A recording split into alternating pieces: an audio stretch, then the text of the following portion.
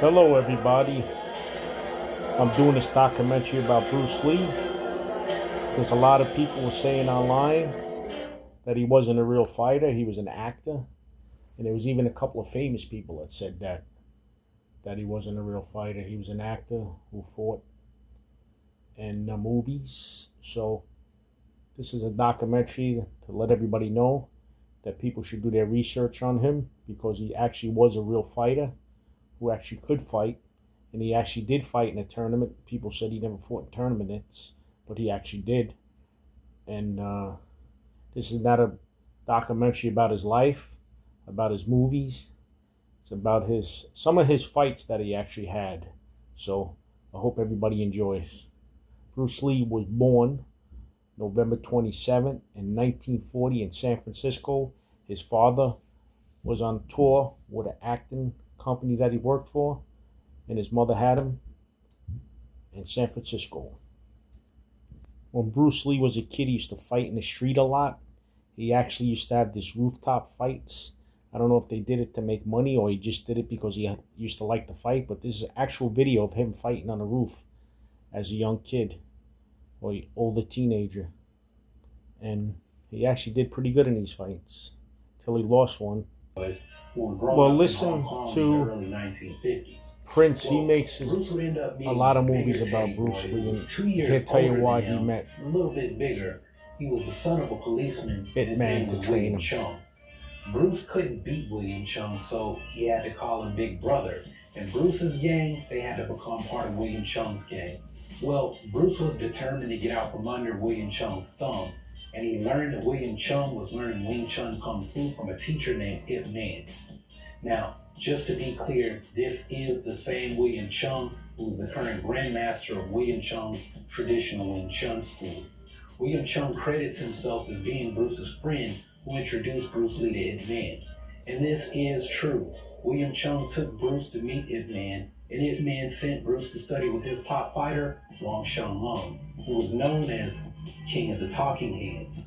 And this was because of his Wing Chun skill and his reputation in the streets as a very skilled fighter. Bruce immediately made a bad impression on Wang Sheng Lung because, well, he showed up looking like a Chinese James Dean or Elvis Presley. The stuff rolls downhill because, hey man, Bruce didn't show up dressed like that for his next lesson.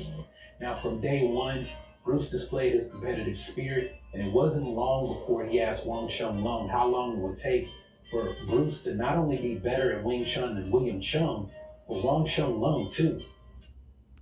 In order to get more personal attention and help him improve even faster, Bruce started to play pranks on his other classmates, kind of like showing up to Wang's apartment early and then telling his other classmates that classes were canceled for the day.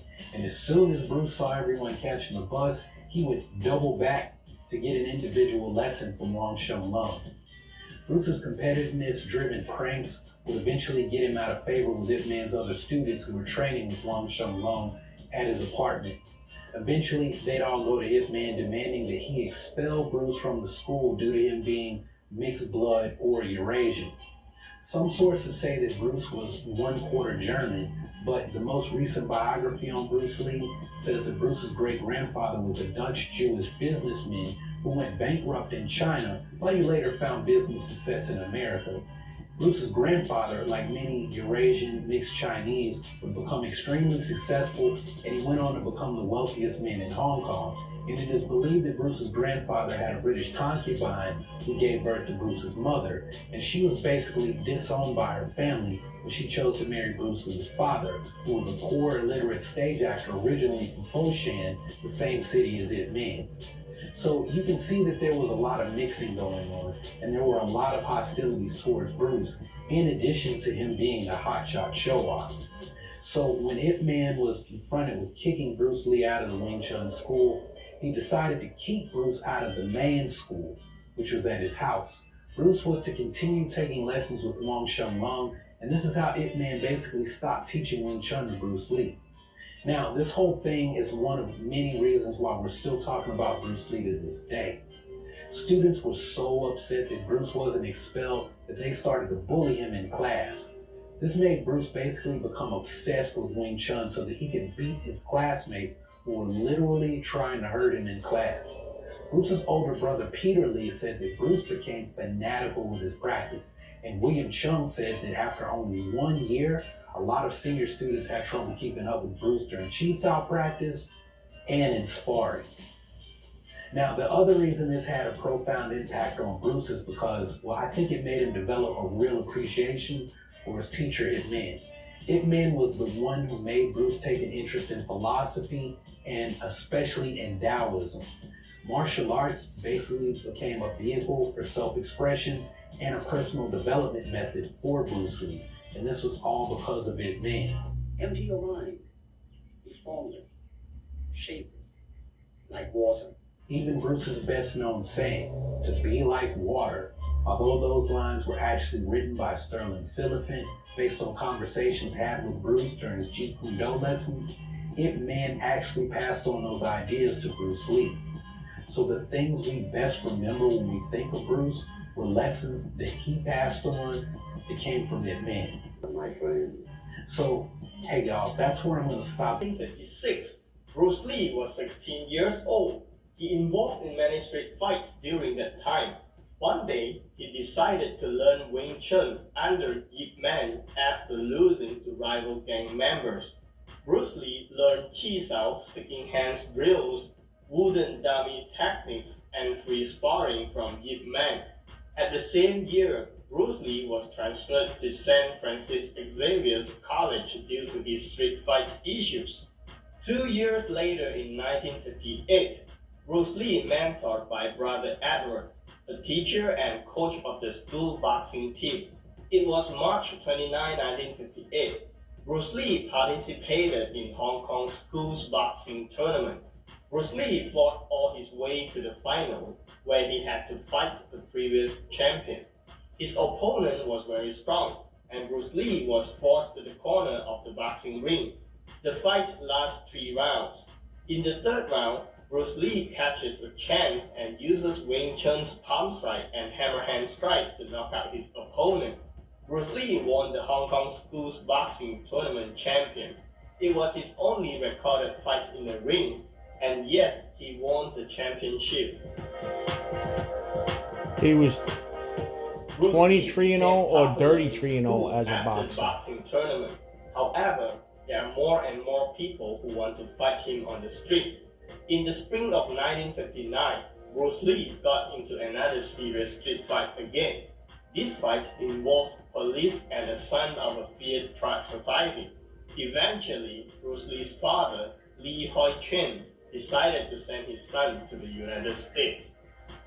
So, after listening to one of the Bruce Lee wound up coming back to the United States after he got in trouble. His father sent him back here with friends who owned a Chinese restaurant. He started working there. From what I understand, the person that owned the Chinese restaurant helped pay him through college. And this is how he first met one of his friends, where they actually had a physical confrontation. So well, I first got interested when I met Bruce Lee. I mean, talking about martial arts is kung fu or karate, this type of thing. But I actually got into boxing a number of years earlier when I was in the military. And I boxed for 2 years in Alaska, in the heavyweight. And then after I got out of the service, I went back to school, and in school met Bruce Lee. And that's where I started my martial arts training. I met Bruce Lee in the latter part of 1959. I started boxing in 1956, 57, right there. But 59, latter 59, I met Bruce right when he came from San Francisco. Just moved up and started school. Well, I was going to the school called Edison Technical School, and I had an open class where I wasn't doing anything for an hour. And I was going down the hallway and next to the auditorium, and I saw this sign saying Asian Day whatever. So different Asian groups within the city were doing different demonstrations and talking about their culture.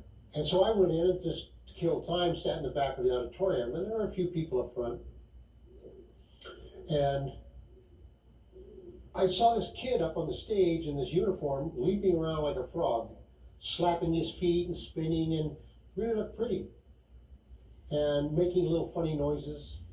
So after he was done, he started talking about this thing he called Kung Fu.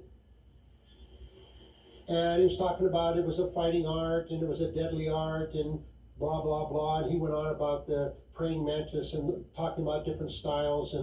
And anyway, the bottom line was, is I was underwhelmed by this butterfly bug flopping around the stage or jumping around the stage was going to be effective against what I knew was street fighting. So he came down from the stage and was talking in this group, and I went up and started talking to him. Oh, I didn't, I was just involving myself in the group. And I volunteered the thought that, well, kid, you're going to learn very quickly that fighting over here is real serious. We don't play this bug and butterfly game. Well, this, of course, drew his attention. And he said, he looked at me, and I was 225 pounds, and physically, you looked at me and you could see I could fight. So he said, well, why don't take a punch at me? Well, I was in my early 20s. There was some girls around, and so obviously my ego came into play. So I was going to show this kid, hey, there's a reality here you got to learn. So I took a jab at it. Bad mistake. Bruce does what you call, or did what you call trapping, where he attacks your hands. He doesn't punch your head or whatever. He attacks your hands so he can control anything you do. Well, I'd never seen this before. It never occurred to me somebody was going to attack my hands. So I fired at him, and he engaged my hand, but not only engaged my hand, but he began to manipulate it in such a way as that as I tried to move, I was trapped, I couldn't move. And then he went up and he tapped me on the forehead and he said, is anybody home? Well, needless to say, I was exceptionally embarrassed, but it really, the biggest thing was I was humbled, because without a doubt, I was going to show this kid how good I was, how fast I was, and impress everybody. And this was my introduction to Bruce Lee. I didn't know who he was. I'd never heard of him.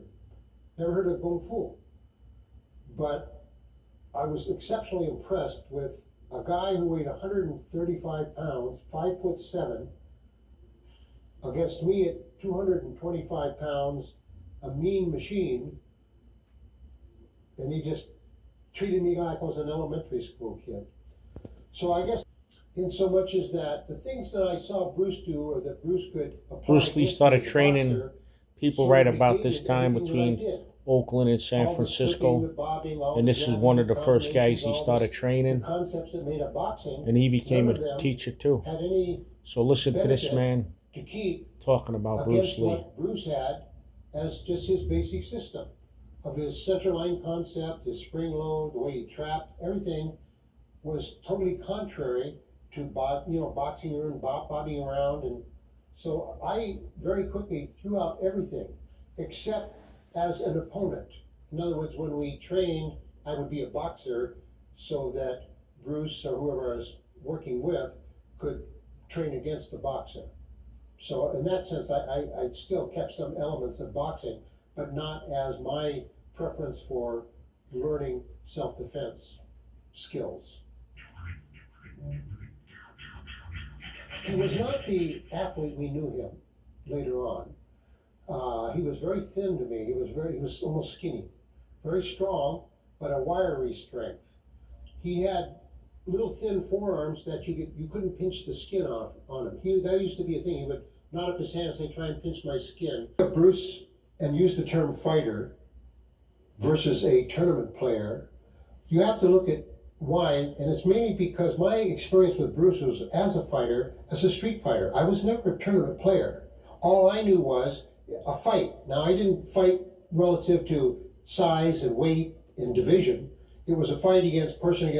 Now, if the person was 135 or 335, it didn't matter. It was a fight between two people, and whoever was standing would win. Well, Bruce, 135 against Jim DeMille, 225, Ed Hart, 240, 250, professional boxer, kill you with either hand. Jesse Glover, super athlete, judo, karate, all of his street fighters, never been in tournaments.